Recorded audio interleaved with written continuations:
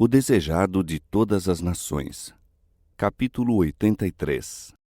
A viagem para Emaús. Ao entardecer do dia da ressurreição, 2 dos discípulos se achavam no caminho de Emaús, pequena aldeia a cerca de 12 quilômetros de Jerusalém. Esses discípulos não haviam desempenhado papel saliente na obra de Cristo, mas eram crentes fervorosos nele. Tinham ido à cidade para celebrar a Páscoa e estavam muito perplexos com os acontecimentos ocorridos havia pouco.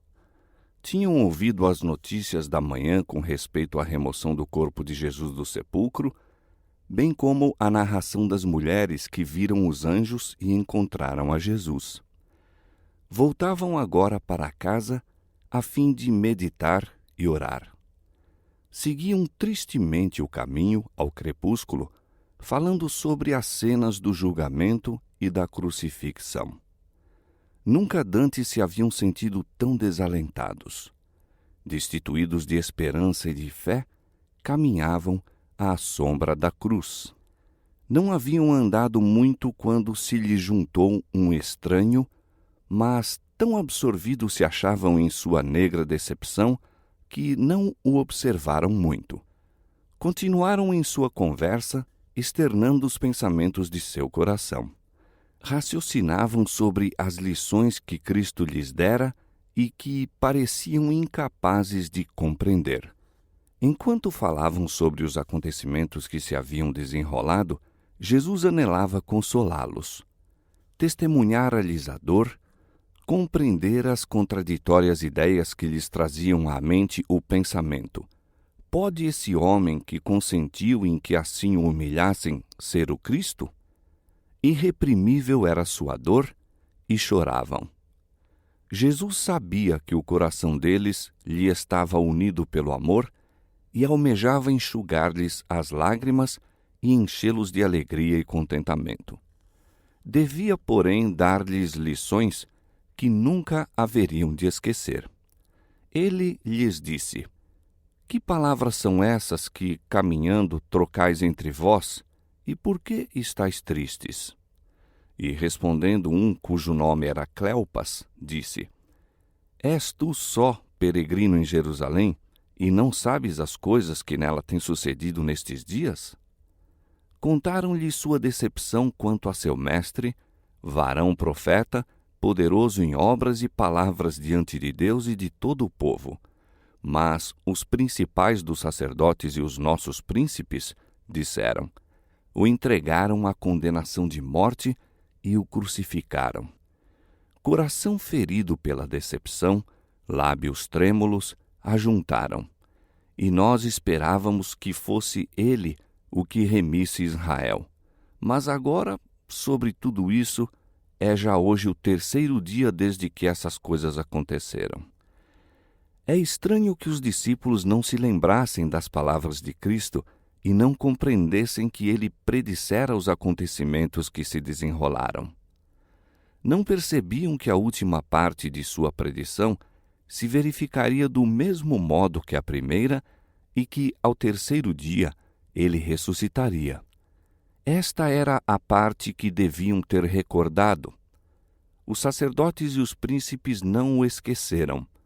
No dia depois da preparação, reuniram-se os príncipes dos sacerdotes e os fariseus em casa de Pilatos, dizendo: Senhor, lembramo-nos de que aquele enganador, vivendo ainda, disse: Depois de 3 dias ressuscitarei.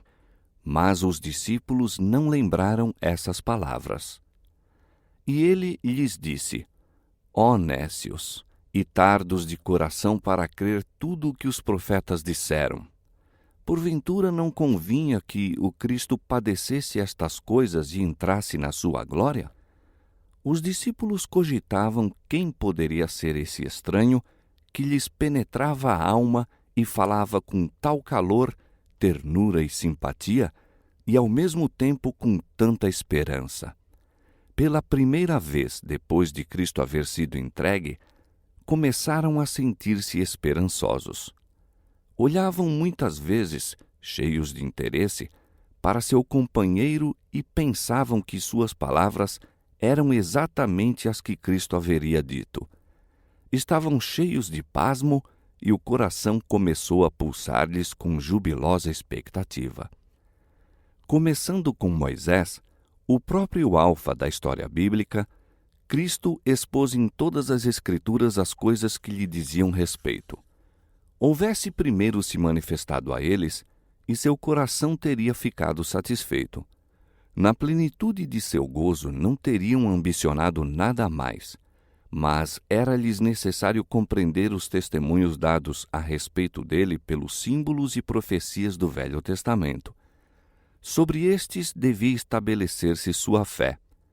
Cristo não operou nenhum milagre para os convencer, mas foi seu primeiro trabalho o explicar-lhes as Escrituras. Haviam considerado sua morte a ruína de todas as suas esperanças.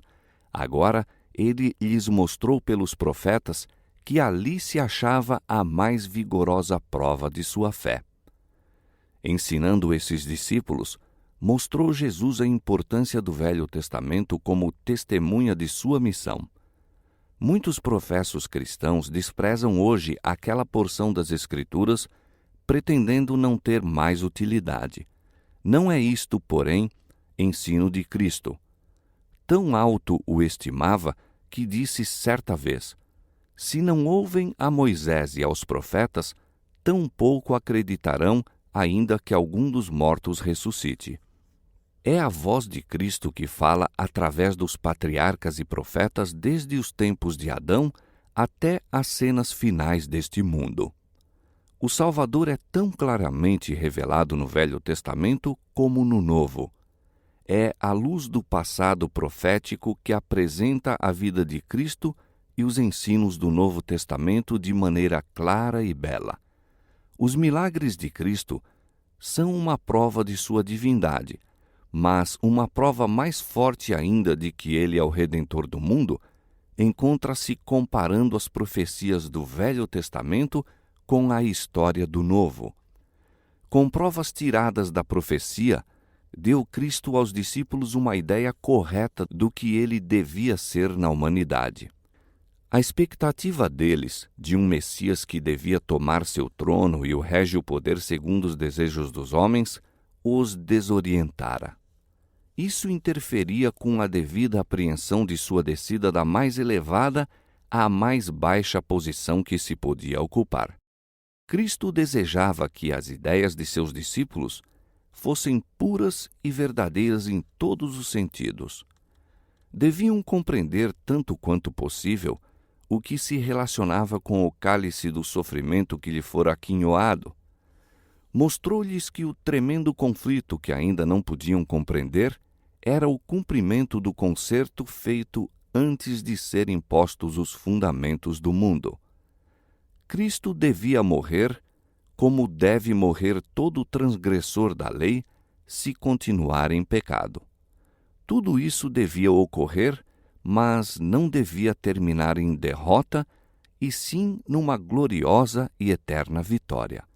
Jesus lhes disse que cumpria envidar todo esforço para salvar o mundo do pecado.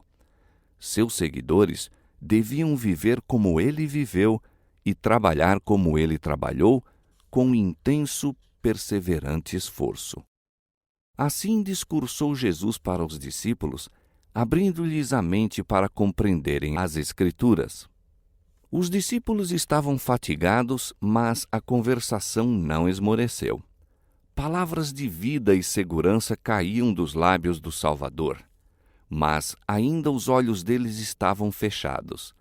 Ao falar-lhes da ruína de Jerusalém, olharam com lágrimas para a condenada cidade. Mal suspeitavam ainda, no entanto, quem era seu companheiro de viagem. Não pensavam que o objeto de sua conversação ia ali, caminhando ao lado deles, pois Cristo se referia a si mesmo como se fosse outra pessoa. Pensavam que era um dos que tinham ido assistir à grande festa e regressava agora para casa.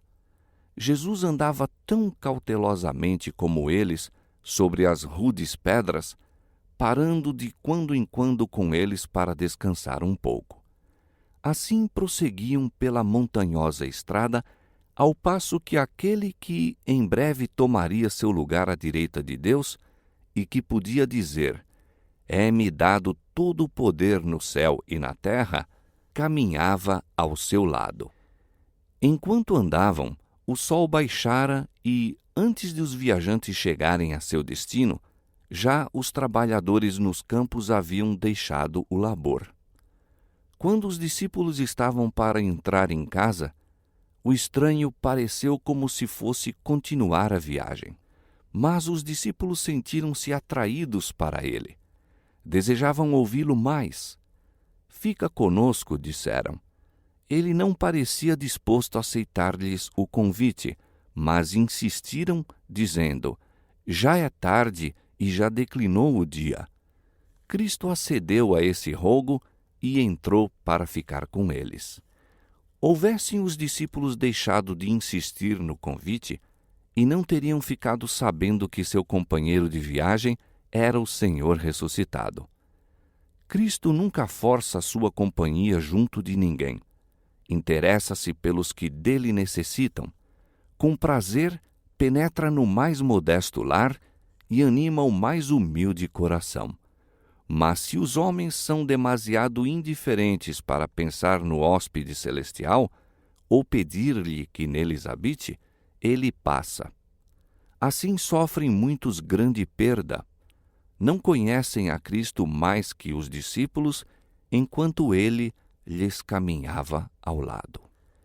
A simples refeição da noite composta de pão é prontamente preparada. É colocada diante do hóspede, que tomou assento à cabeceira da mesa. Estende então as mãos para abençoar o alimento. Os discípulos recuam assombrados. Seu companheiro estende as mãos exatamente da mesma maneira como o fazia o mestre. Olham outra vez e eis que lhe vêm nas mãos os sinais dos cravos. Ambos exclamam imediatamente: "É o Senhor Jesus! Ressuscitou dos mortos." Erguem-se para lançar-se-lhe aos pés em adoração, mas ele se desvanece diante de seus olhos.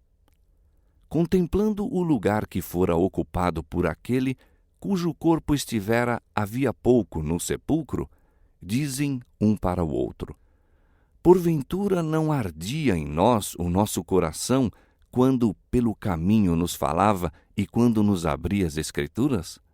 Mas, com essas grandes novas a comunicar, não se podiam sentar e conversar.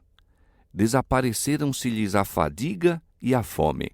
Deixam a refeição intacta e, cheios de alegria, põem-se imediatamente a caminho outra vez pela mesma estrada onde tinham vindo, apressando-se para dar as alviçareiras novas aos discípulos na cidade. Em alguns lugares o caminho não é seguro, mas sobem pelas partes íngremes, escorregando na lisura das rochas. Não veem, não sabem que estão sendo protegidos por aquele que com eles viajara pelo mesmo caminho. Tendo na mão o cajado de peregrino, avançam sempre, desejando ir mais depressa do que ousam fazê-lo. Perdem o trilho, mas tornam a encontrá-lo.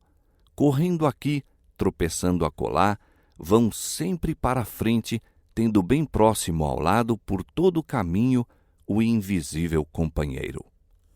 A noite é escura, mas resplandece sobre eles o sol da justiça.